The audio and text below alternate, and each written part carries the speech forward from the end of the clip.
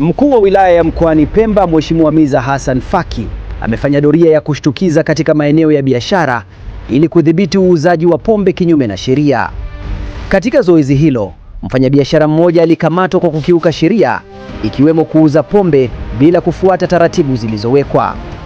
Hatua hiyo ni sehemu ya juhudi za serikali kuhakikisha sheria zinafuatwa na kudumisha maadili pamoja na utaratibu wa biashara Zanzibar. Taarifa ambazo zipo, huyu bwana alikuwa anauza hivi vitu Mgelema. Mgelema alikuchoka ukakimbilia huko.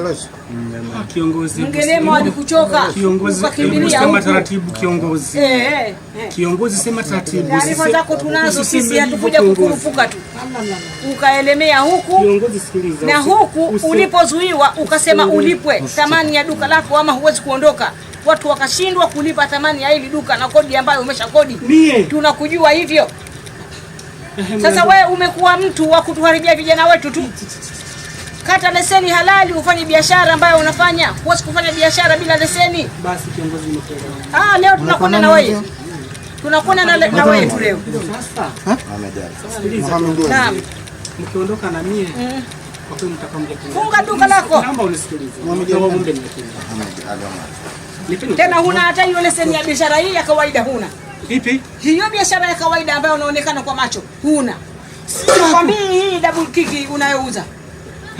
Vyote huna leseni, unafanya biashara. Na hii biashara hii sina. Hii huna, unatakiwa uende hata mwezi wa 11 mwaka jana ukachukua leseni ukwenda. Kiongozi, si nimekuambia nilipata matatizo. Umerudi lini kwenye matatizo? Hapa juzi.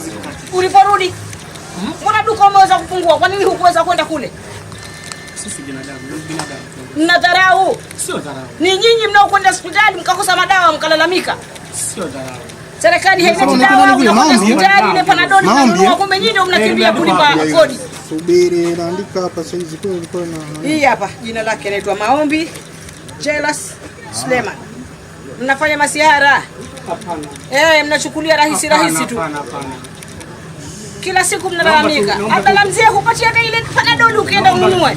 Litapatikana wapi katika muundo kama huu? Unaenda kulipia mstari. hapa panaitwaje hapa? Leo kiongozi na hapa panaitwaje vile? Hii biashara unafanya unatakiwa ukati kibali maalum cha kuuza. Huna, unatulipa faini. Hapa kakate leseni ya biashara yako ya kawaida. Hapa unatulipa faini. Una uwezo tulipia, huna tu kwenye gari. Tuende zetu kwenye gari.